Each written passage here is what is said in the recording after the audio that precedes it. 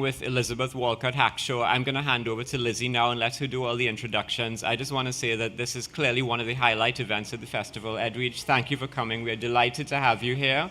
And let me move because we need to let the brilliance start streaming for us from the stage, and it's not going to come from me. Thank you, everyone. Enjoy the event. Hi, good morning, everyone, and thank you all for coming again, and thank you, Edwidge. First time at Bocas. Not the first time in Trinidad, but the first time here. When Nicholas asked me to interview Edwidge, I didn't even hesitate. I typed right back, yes, please. Because I do think she's one of the best writers of our generation. And so it's truly an honor to interview her. So I'll introduce her. And I'm going to do her credit and list just some of the prizes that she's won. Edwidge Danticat is the author of 17 books, including Breath, Eyes, Memory, Crick Crack, a National Book Award finalist, The Farming of Bones, an American Book Award winner, the novels and stories, The Jewbreaker and Claire of the Sea Light, and The Art of Death, a National Book Critics Circle finalist for criticism. She has also written 7 books for young adults and children, as well as a travel narrative, After the Dance, A Walk Through Carnival in Jacmel, and a collection of essays, one of my favorites, Create Dangerously, winner of the 2011 OCM Bocas Prize for Nonfiction. Her memoir, Brother I'm Dying, was a 2007 finalist for the National Book Award and a 2008 winner of the National Book Critics Circle Award for autobiography. She is a 2009 MacArthur Fellow, a 2018 Ford Foundation Art of Change Fellow, a 2018 winner of the Neustadt Prize, a 2019 winner of the St. Louis Literary Award, a 2020 United States Arts Fellow, a 2020 winner, almost there, of the Felleck Prize, and a 2023 winner of the Penn Malamud Award for Excellence in the Short Story. Her most recent book of fiction, Everything Inside Stories, won the OMC Bocas Prize for Fiction, the Story Prize, and the National Book Critics Circle Fiction Prize. She is currently the Wund Sum Tam Mellon Professor of the Humanities in the Department of African American and African Diaspora Studies at Columbia University, and I know that she has a new book of essays coming out in September called We're Alone. I am extremely happy to welcome Edwidge Danticat again this morning.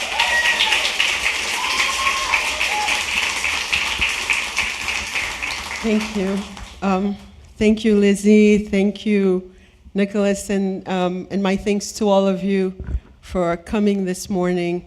I think what we decided on is that I would do some 2 short readings, and then we'll have a conversation, take your questions, and then close with a reading. And hopefully it won't take as long as it sounds. Lizzie had asked me to read a little bit from fiction, a little bit from nonfiction. So I'll start with a short excerpt from a story and Everything Inside called The Gift. It's a story, it's a kind of love story gone wrong, like what story isn't? But it's also a story that considers art as ritual. And the woman in the story is an artist who is thinking how to best memorialize her dead months after the earthquake in Haiti. Anika started sketching million-year-old birds because she couldn't imagine how to sketch or paint what she really wanted to, earthquakes. Her sketches, drawn from photographs and EndNote-book-sized drawing pads, were of Antillean mango birds and hummingbirds, the only birds known to fly backwards, and stripe-bellied piculets, the kind of birds whose feathers had been found buried in 25-million-year-old ember in the Dominican Republic. Her sketches were meant to be studies for paintings, but she got no further than that. She couldn't stop thinking about painting earthquakes. When you paint earthquakes, she thought, do you paint soil monsters devouring the earth, shattered houses, bloody, lifeless bodies, random personal items, t-shirts, dresses, shoes, hair combs, and toothbrushes scattered above the rubble? Do you paint cemeteries and grave markers and distraught mourners weeping over them? Do you paint crosses, wilted, dust-covered flowers, or vibrant, bright red reed ones for hope? Do you write messages on your canvases in case anyone misses the point? Or do you sketch your lover, his dead wife, and dead baby daughter, a derivative photorealistic work based on an online image, something so faithful to the original that it could be easily mistaken for it, except in your sketches, their clothes become feathers, and apart from their legs and faces, they become birds.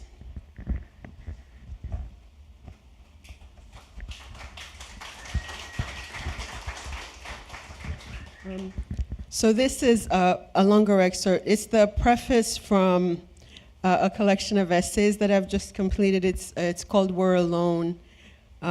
It's self-explanatory, but the alone of this idea. When I was a kid, I grew up around very vibrant and lively oral storytellers, and I would watch them and take this in. But I was a shy kid, so I just knew this was never going to be me. I was never going to be that auntie singing the songs, and I remember when I was 4, my uncle gave me a book, and I just held the book, and I thought, and I went to a corner immediately with that book, and I thought, we're alone. Like, me and this book, we're alone. Me and this person, however those words came to me, we're alone. So that's really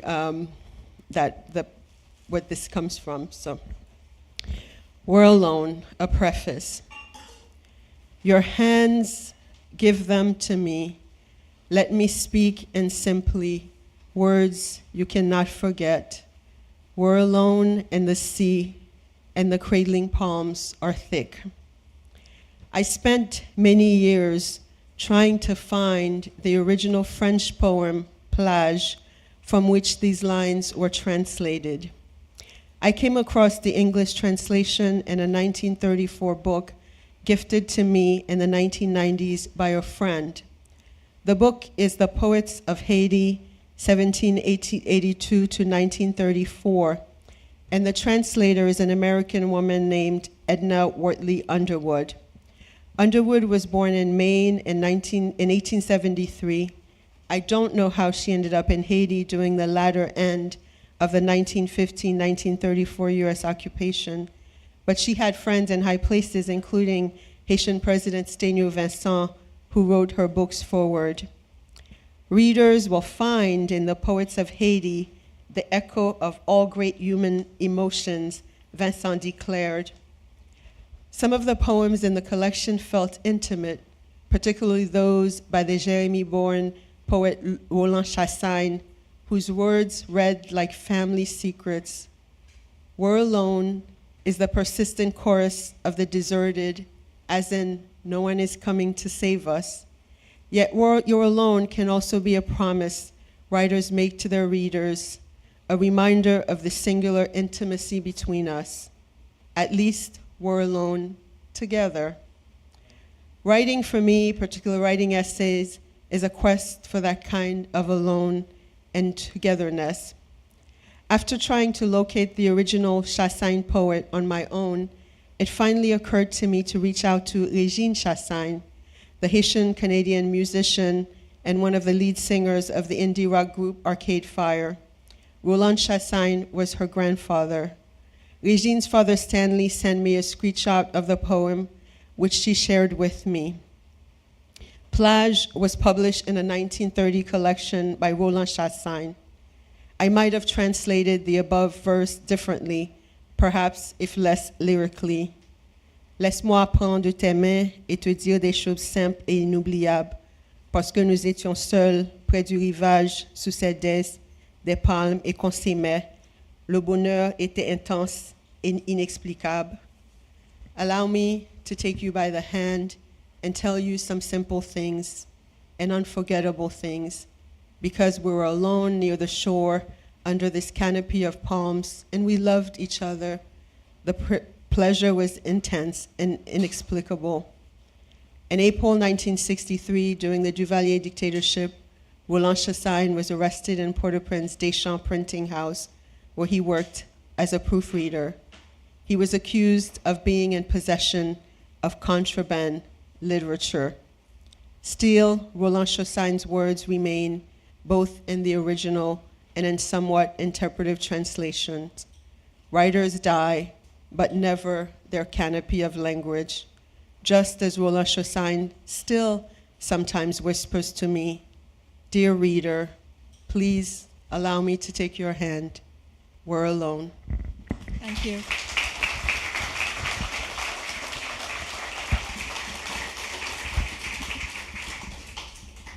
I want to start off because this morning I want to look at both your fiction and, of course, your essays. I know that you left Haiti when you were 12, went to the US to join your parents, and you've been really, I know you go back and forth to Haiti a lot, but you've been practically based in the US. So my question is, although most of your time as a writer physically is spent in the US, most of the landscapes that I see in your books are Haitian landscapes, be it psychological or even physical. Your characters are located there.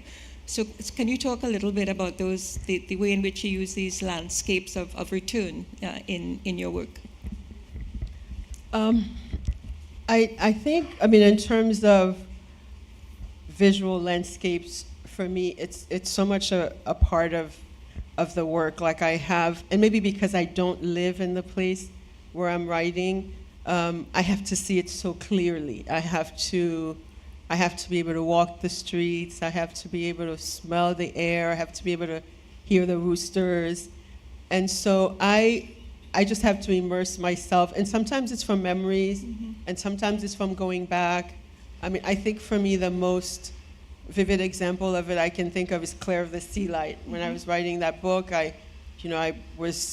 we were in the summer in the south of Haiti in a coastal village that was like that, and it was so helpful, for example, to see it. But I think you return to the place that you don't live, that you love, and that you still have family with so much, like, people, my family always, they're like, don't write about us, don't write about this, and I can't really write when I am in the moment, but I'm just absorbing, and all those images. And I'm not one of those people, like, I don't film things, like, I really want to count on my memory to recreate these landscapes. And initially when I started, like, with Breath Eyes Memory, it was to go home. I was writing to go home. I was writing because at that time my parents would always say, we'll go next summer. And then we just realized it was just very expensive for 5 people to go, and that we were just never going to go. And so I would read. I read a lot of Haitian writing, and I was writing just as a way of return. So the landscape I'm always walking through in my imagination. Right, thanks. And I do notice that a lot of the themes that you have looked at have to do with this sort of migration and memory and loss and return. We see it from the early works like Breath, Eyes, Memory, Jewbreaker, and even in Sunrise, Sunset, From Everything Inside, there's this notion of loss. In Sunrise, Sunset, it's about a mother who has Alzheimer's, so it's another kind of loss. So do you find that these are the themes that you have been exploring, and following up to that, are you looking at new themes that you want to explore now at this stage of your career? Not that you're old by any means, but just where you are now, that sort of arc of what you've been looking at. I accept my auntie status. I think so. The interesting thing, like, about publishing early too, is that, like, Breath Eyes Memory, like, almost felt accidental to me, right? Like, I was writing, it got longer, and then, but I didn't. It wasn't as conscious as later writing, but between that and now, there's been so many. Also, both my parents have passed on. I have, like, nearly grown children. I've moved different places. So I think all of that experience, layers and adds nuance to one's life, but also to the writing. And I think probably in that whole journey, what I've learned most is to be patient with myself. And I think, I am the most critical person of my own, like most critical of my own writing. I can always see a hole in many things. But I think as time has gone by, and also to realize, like, when you have people in your life who've passed on, when you see children being born and all that, it also takes away, like, yes, I'm a writer, this is part of my life, but it's not my whole life. And so I think that's helped a lot in terms of just kind of like the place. Like, I know everything that happens to me will in some way filter through my writing, but I know that they're just like, I don't have to seek love through my writing. I don't have to seek friendship. The idea that you just have this whole other really vibrant, messy, sometimes painful life parallel to this was always very crucial to me, like in terms of like growth and as a human and as a writer. Yeah, and you talk about, a lot of your work talks about actually the writing process, particularly in your essays. So, a simple question would be, when did you know you wanted to write? Always, from that moment when my uncle gave me that book, and I was thinking, I don't know how the words got, and it was a French book, like Madeleine, in a house in Paris that was covered with vines. And I was like, I don't know how the words got there, but I want to do that thing. Right. And then, when we got, to school, and school in Haiti during my time, we were reading a lot of French writers. And I think I remember early on thinking, even when you were reading like the La Fontaine fables, and a lot of the French writers were men and dead. And I was like, well, I hope I don't have to be men and like French, male and dead to become a writer.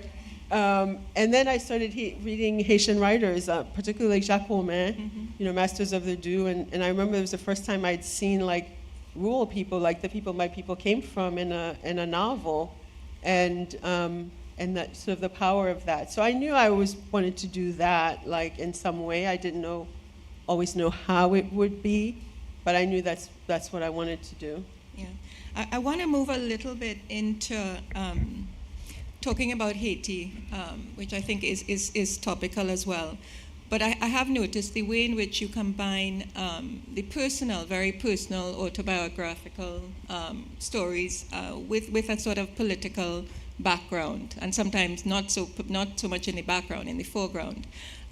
For example, in Brother, I'm Dying, with your uncle coming to the States and having been held at U.S. Customs, 81-year-old, and dying in the U.S. Customs.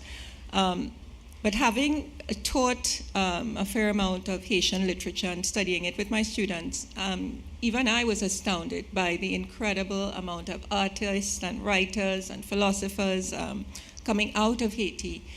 And yet that Haitian imagination is not what we see. This is not to take away and not to romanticize of the unnatural and unnatural disasters that are taking place to this day. But somehow it has become branded, and we don't see the whole of Haiti. I know I'm going to stop in a minute, but I just need to set it up. And I know you just wrote an article just sent to me about, and it's called "The Haiti That Still Dreams." So I want to talk about that a little bit, about that possibility of hope that is still there, and the image that is put forward of Haiti. Thank you. Yeah, for the thing about Haiti, like if you're a Haitian diaspora person, is that you're watching all the news everybody's watching. You're on the WhatsApp chat with the family, and then there's this whole other layer of news that comes right out of Haiti that, especially if you live with elders, like I do, that comes through like the YouTube of Haiti, like the morning programs, and all of that is coming in all at once. And it's sometimes very deeply painful because you're also getting calls sometimes from family members with the gunshots ringing in the background. So all of that. And then at the same time you're talking to like your artist friends, your who they're like, I had to leave today where I live, and I'm bringing my paintings to everybody so that if one's house gets, invaded by the armed groups, and then, but they're still going, and then it's like, oh yeah, I'm writing this play, and we're trying to put together this festival, and then there's this whole other group also, like what's happening outside of Port-au-Prince, right? Even though it's cut off, the parts of the countryside. But all of this is happening at the same time. But what comes out on the news is so bleak that that in my family, like, we have to really sometimes give ourselves like pep talks, right? With the positive things, with the beautiful things that we know, with the wonderful people we know are doing great things. And a lot of those things involved, not just artists. They involve community work, cooperatives, people like agricultural groups, all these different groups that were involved in different ways, like schools. And but yeah, I was talking to, in the article I described this, I was talking to a friend whose family used to have a school, and they had a beauty school, they had music school, they had art school, and everything is gone.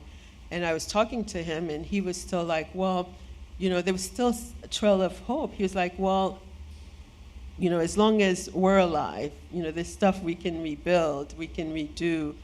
There was just so much, even like we were feeling despair, and there was just so much hope, and then people were like, I'm not leaving, I have to stay, and that. So I wanted to convey that, and sometimes, because we're not there, I mean, sometimes the most things we can do is like to push those stories forward, to compete with those stories of us being cannibals and all the other stories that are. What role do you think the artist or the writer plays? I mean, not the ones in Haiti, but outside. I mean, do you think they have a role to play in putting that forward? And how is it done? Yeah, I mean, knowing the difficulty of it and the complexity sometimes of like claiming to speak for other people, and so I don't want to give anybody that job, and I think it takes sometimes a long time to figure out what to say, right? And sometimes I have conversations with my friends about is silence like silence sometimes, or sometimes not knowing what to say, like. Where is it that the Lord, like, or not the Lord, the other Lord, that Lord's exhortation of like, your silence will not protect you? Are we like not following that, or we just don't know what to say in the moment, or we just feel like it's not our turn to speak, and that whole thing of navigating that space between silence and speech. So I think everybody has to navigate that for themselves. And I think in these situations, sometimes you feel like, I don't want to say anything that makes the thing worse, or that just like veers the conversation a certain way. So I think it's tricky. Yeah, but it brings me back to what you said in the essays, Create Dangerously. And I'm quoting you. You say, create dangerously for people who read dangerously. This is what I've always thought it meant to be a writer. So my question would be, are you seeing a lot of writers now in 2024 who are, according to your definition, creating dangerously? Yeah, I mean, I think, there are writers that the work is how they participate in the struggle, right? And there are writers who are at the protest. I mean, I think everyone has to decide for themselves. Yeah. I mean, you're not being prescriptive about it in any way. Never. No. Never. I would never be prescriptive about anything, because I don't want anybody to be prescriptive towards me. Right. Great. So I want to ask a little bit about your process, because I know there are lots of writers here. And it, when I read that you had written 17 books and plus another 8, I had to pause, because that's... No, the 8 is inside the 17. That's okay. It's still a lot. So, I mean, can we talk a little bit about the process? I mean, not so much, what genre do you feel comfortable in when you're working? How do you know it's time to end a story or end a novel? Can you give us some of the tricks of the trade a little bit? Well, I mean, I think I always start, like sometimes it's a line, sometimes it's like a scene, but I always start with something and then I try to give myself a place to write towards that I think is the end, which is not always the end, sometimes it's the middle, but I always try to have those two perimeters, and then I go through to write a draft, and I'm a little bit of an obsessive binge type of writer in the beginning, because I always have this fear that I will get hit by a bus before I finish my draft. So I must finish before that bus and I catch up. And so I just try to get through. And do you have a routine? I mean, do you get up and things like this interest me because I find it. I mean, what is your routine? Writers talk about, the routine. No, absolutely. I haven't had a routine since my children were born. The routine is around their lives. So I always tell writers, just write around the life you have. Mm-hmm. So don't wait till you retire or wait till you have more time. Just build around that. So my routine used to be when I was doing the school run, around the school run. So I would drop off and then go back and write until it was time to pick up. So I think it's just write around the life you have. Don't wait for your Mont Blanc and your beautiful notebook by the beach. with the candles. No. I just remember this story with Lucille Clifton, I think, of the story of her writing on red light, at red lights, and just write. I've read of Toni Morrison writing, in the bathroom quietly while people, while her kids were asleep and all of these things. I mean, it is part of the process as to how you get the writing, exactly. how you get the writing. Yeah, and Morrison she said she wrote around the baby's vomit, or she's the baby vomited on the page and she wrote around. Sometimes that's how you got to do it. Yeah. I want to talk a little bit as well about. You spoke in Nikki Giovanni, and I'm looking for the quote. Trust me, I have it here. That says you talk about, you try and answer the deep questions. I'm paraphrasing here in your writing, and in The Art of Death, which is a beautiful book, and I recommend you read all of her books. But the Art of Death talks about how different writers have written about death. And then, of course, Edwidge deals with her own personal loss. So it's a very sort of moving book. Don't let the title turn you off, because it is an art, the way in which she talks about it. But you talk about trying to answer some of the questions through your writing. Could you talk a little bit more about that? Some of the main questions. I think. Or why you write? Right. Really, yeah. Why you write? Right. Especially The Art of Death, I started, it's interesting because when doing that whole time when I was writing that, people would say, what are you working on? And I would say, this book called The Art of Death. And the conversation would either be 5 hours or 5 minutes. It would depend on that person's comfort with talking about death. Yeah. And so, after my mom passed away, and I was separated from my mom when I was young for about 8 years, and she was in New York, I was in Haiti, and so at the end of her life, we were living apart, and then she came to visit, and I took her to a friend who was a doctor, and then it turned out she had stage 4 ovarian cancer, and she never returned to New York, so we spent the last 18 months of her life together, and it was so healing for us.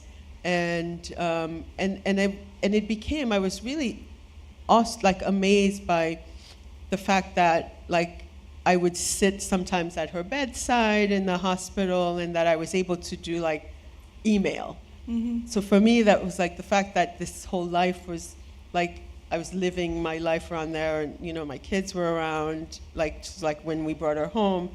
But those 18 months, after that, I felt we had healed. There was nothing left unsaid.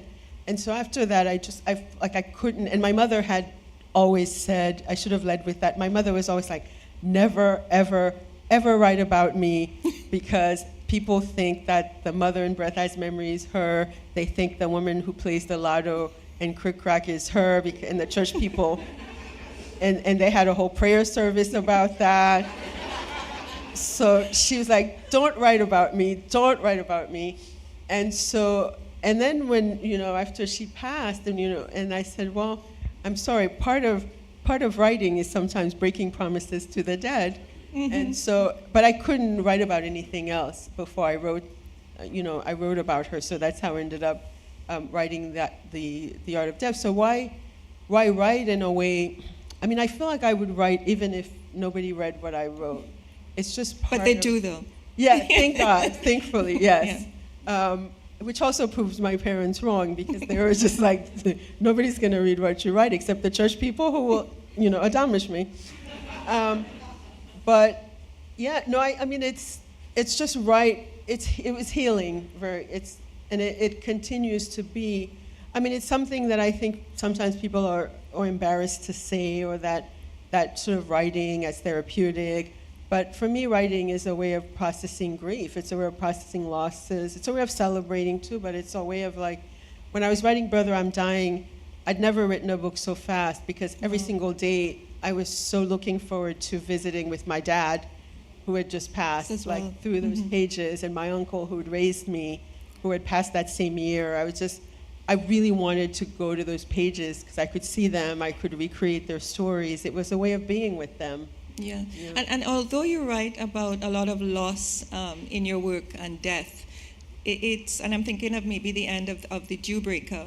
The Jewbreaker is, if you've read it, it's a collection of stories, all interconnected, where there are different characters, most of them based in the U.S., but they've suffered some kind of trauma based on the Duvalier regime. So it's a lot of going back to Haiti and remembering, etc.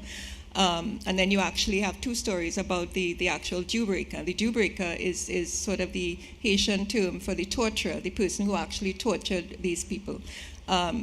It sounds, that's the thing about Danticat. A lot of her stories sound as if there's so much loss in it and trauma. But what I want to ask you is even at the end of that book of stories, there is a sense of forgiveness.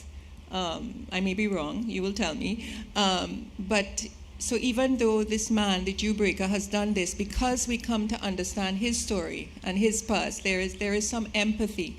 And that is the treatment that I find so interesting, the way in which you're able to combine the two so that the reader almost gets to decide. You want to talk about that? Well, I mean, there are two stories at the beginning of the end of the Jewbreaker. I mean, two real-life stories. I started writing that story when I went to a school in Florida, and there was a woman there who was like, "You're from Haiti, I'm from Haiti. Mon papa était un militaire," like my dad was in the military. And then she started saying more, and then I was like, oh, I know who her papa is. And she was so proud of him, but he was like not one of them, but like a Chouquette Lavoisier. He had tortured people. And just for me, that's like started the story of how we can see, people can compartmentalize themselves in this way, that they're adored by their darling daughter at the same time that they're the nightmares of other people.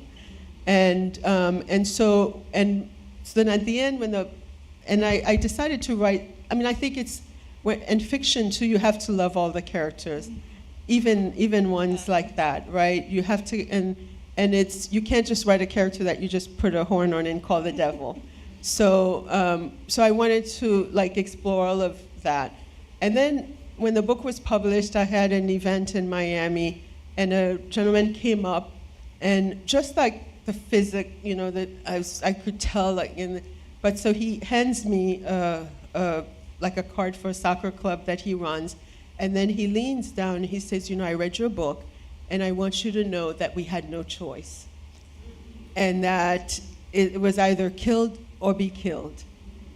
It's like, I just want you to know that. And I was like, And for me, that was like, so like those two ends of that book, and meeting that gentleman really kind of, for me, reaffirmed that choice of telling that story in this way. Because if it had been like, if I had written like a devil, like even he might have been able to say, no, not me, not that guy, I'm not him.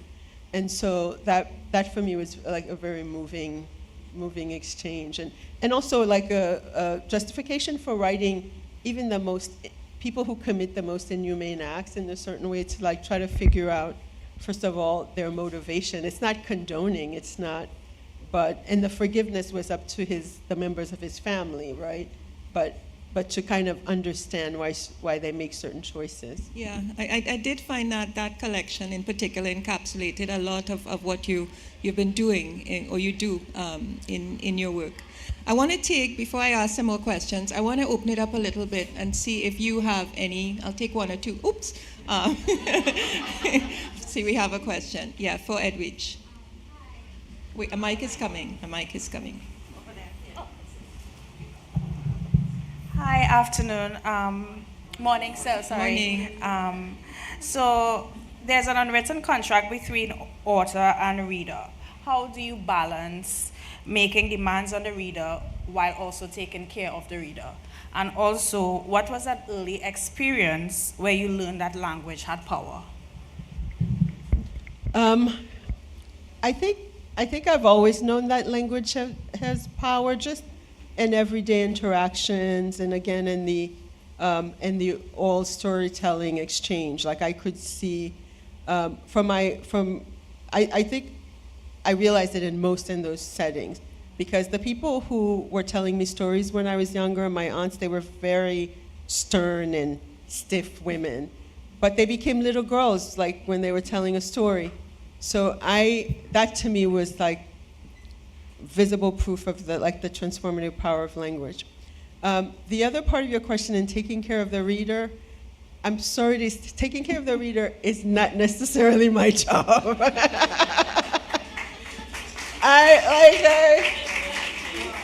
I feel like there's so many tasks involved in this, like that's not one I am willing to undertake. Reader, take care of thyself.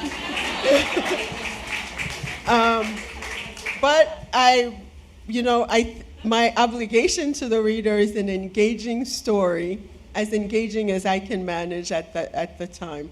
But and hopefully, I guess the taking care, you will find something that is helpful to you in the way that I found in the people who told me stories. Yeah. Any other? Oops. Yes, Right. I have another one. I have a question. Do I we got have the a mic. mic? I got where the am mic. Oh, sorry. She has a mic. Okay. I got the mic.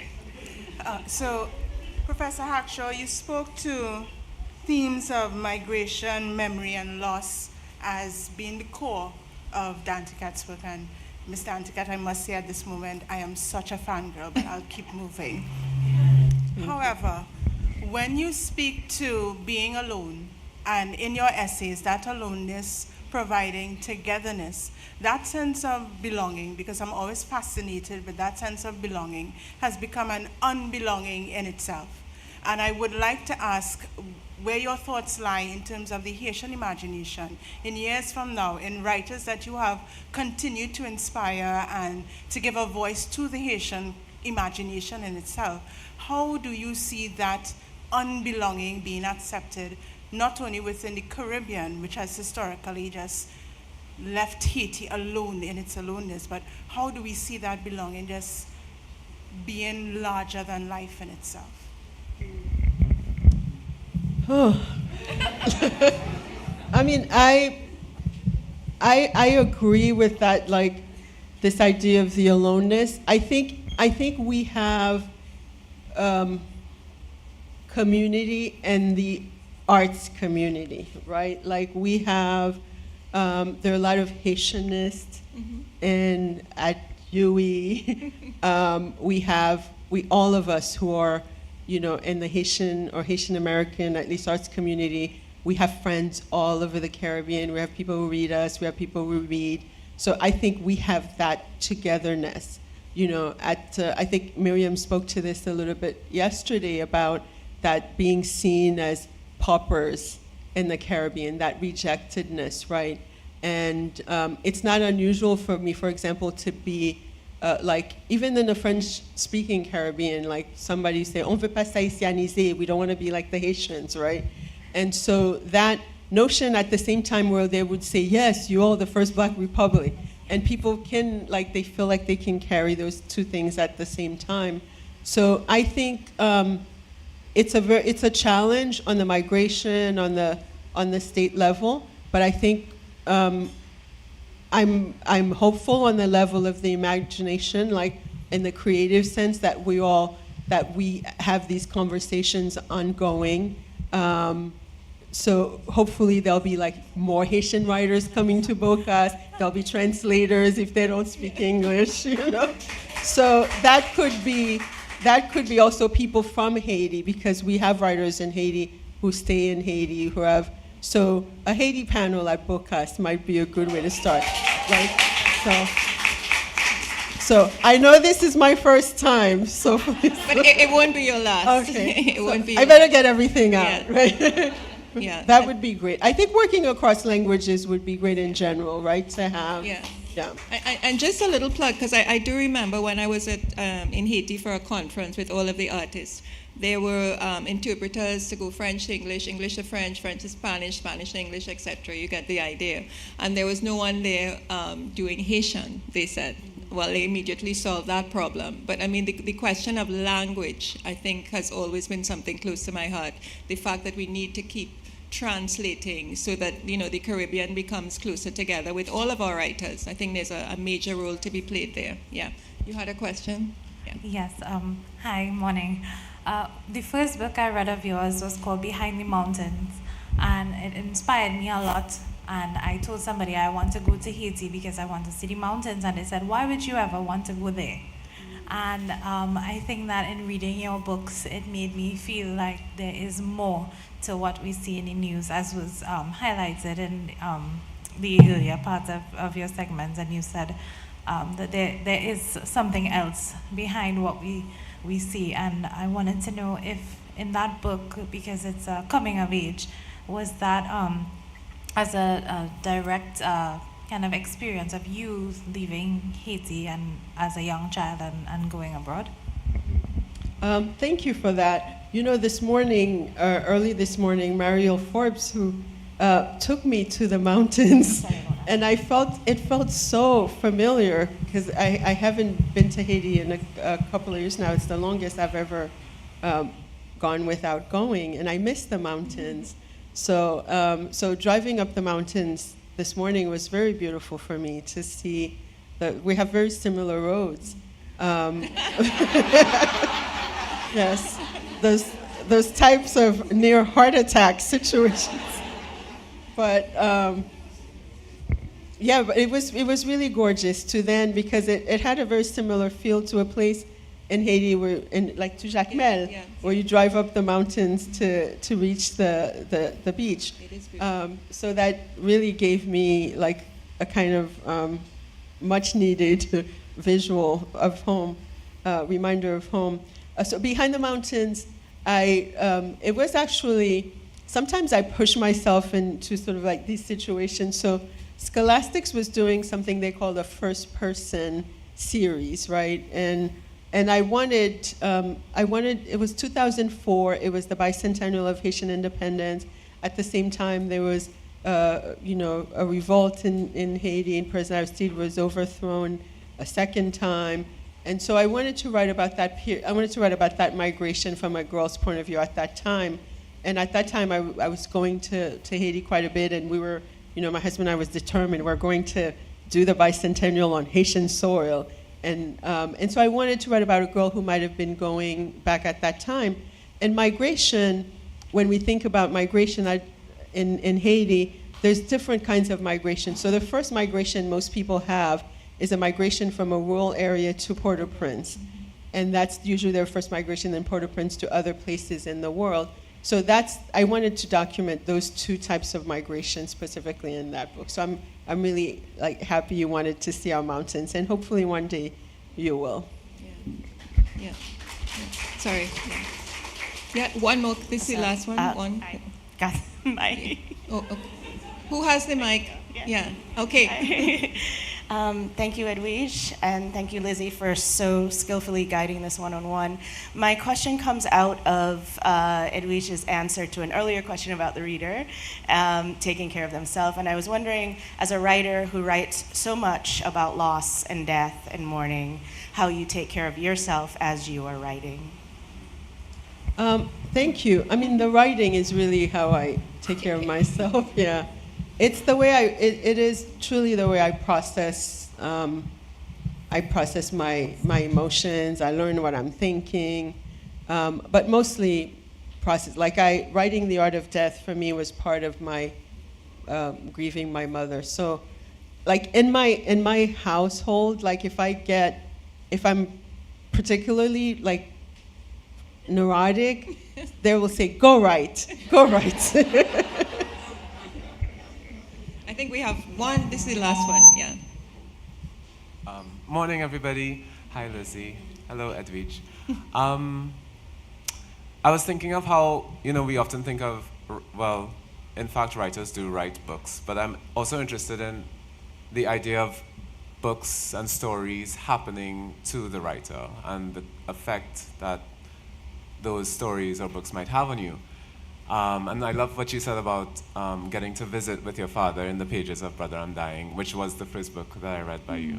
And I'm wondering if any of your books or stories have changed you in any way or taught you, and would love to hear about one of those. Yeah. Thank you. I think Brother, I'm Dying changed me. And Brother, I'm Dying is a memoir about the year that my father died, my uncle who raised me died, and my daughter Mira, who's now 19, was born. And that whole cycle, that all happened within like 9 months. And that changed me a lot because first of all, initially when I started writing it, it started with when my uncle died in immigration custody in Miami, and they gave us his briefcase, and he had started in his briefcase writing a kind of like book.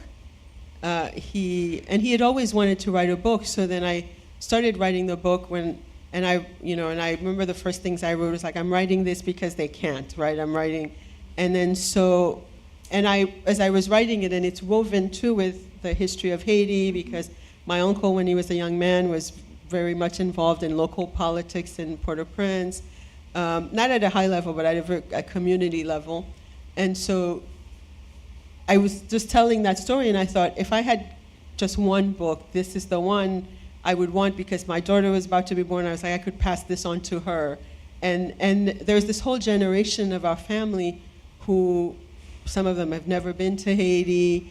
And so I felt like this tells the whole story of our family. So that also, and then that was the one book, like I had on 60 Minutes, I was before Congress. I thought of it as like a political tool at the same time, but I wanted it to be a beautiful one. I wanted it to be like a beautiful book. And so balancing like telling a beautiful story, but also telling a story that can be like almost a pamphlet, to be like, look, if you read this, you'll understand this situation. So trying to balance all those things, I think. And also my editor, who kept saying, before when I started writing, I was like, this happened, I want to tell everything that happened. And my editor was saying, well, you're a fiction writer, think how you write fiction, like there's pacing, there's thing. And so like really using all the other tools that I had learned through writing in that story. Thanks. We're going to ask Edwidge to read for us. I think it's a nice arc to close with her reading, hearing her voice. Then I will say thank you, and then she will be finished with us. Yeah, for now. Yeah, thanks. I'll never be finished with. You'll never be finished with us. Yeah, badly phrased. Okay. So this is from the closing chapter of We're Alone. It mentions my daughter Mira, who we're just talking about. Okay. During the summer of 2020, my daughter Mira took a writing class online. Taught by the writer Erica Cardwell, the class was called Writing the Self. Mira and I were both won over by the course description. Imagine the essay is a body of water, far-flung and teeming in the distance, and you, the writer, are alone on the shore. Will you enter the water? And if so, how will you swim? Or will you stand on shore as the water splashes against your ankles? I wish I could take this class, I told Mira.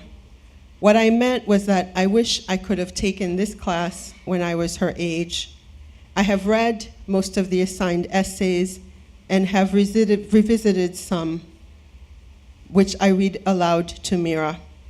We read When We Dead Awaken, writing as revision by the poet Adrienne Rich, where she told us that, quote, writing is renaming. We then read Audre Lorde, the other Lorde, Poetry is Not a Luxury, where Lorde reminds us, quote, there are no new pains. We have felt them all already. In an August 30, 1979 interview between the two women, Lorde cites her choral poem, Need, a chorale for Black women voices, which is about the frequent silence around the lives and deaths of murdered Black women and girls.